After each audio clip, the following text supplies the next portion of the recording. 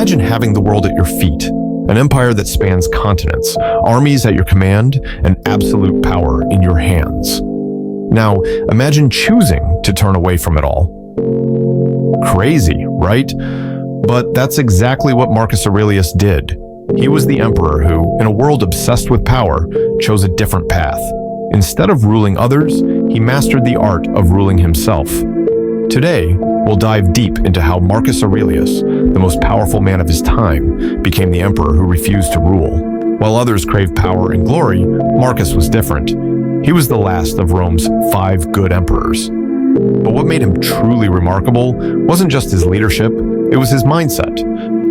From a young age, Marcus was drawn to philosophy, particularly Stoicism, a school of thought that teaches us to control what we can and accept what we can't. For Marcus, this wasn't just an academic interest. It was a way of life, one that shaped his every decision as ruler of the vast Roman Empire.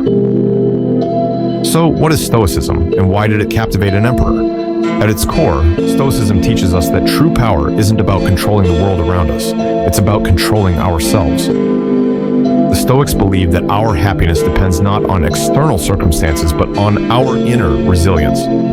For Marcus Aurelius, this philosophy was more than just a guide.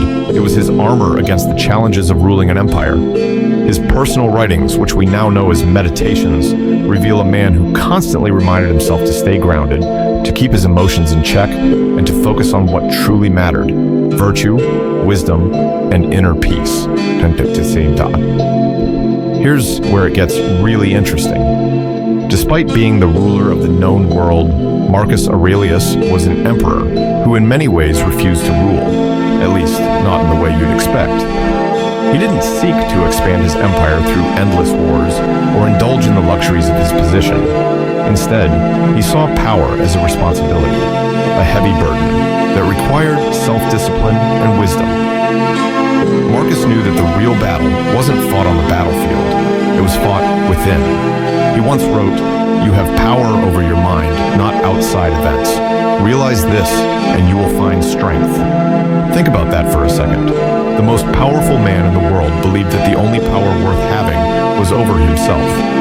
Marcus Aurelius didn't need to conquer others because he had already conquered the most challenging adversary, his own mind.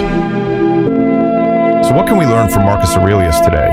In a world where we're constantly told to hustle, to climb the ladder, to dominate, it's refreshing to hear the story of a man who found power in restraint. Marcus teaches us that true leadership begins with self-leadership. He didn't need to assert his dominance because he understood that the most important battles are the ones we fight within. Take a moment to ask yourself, are you living a life driven by external pressures, or are you like Marcus, focused on mastering your own mind? Are you seeking validation from others, or are you content with the inner peace that comes from living according to your values? Marcus Aurelius' life is a powerful reminder that true success isn't about conquering the world, it's about conquering yourself.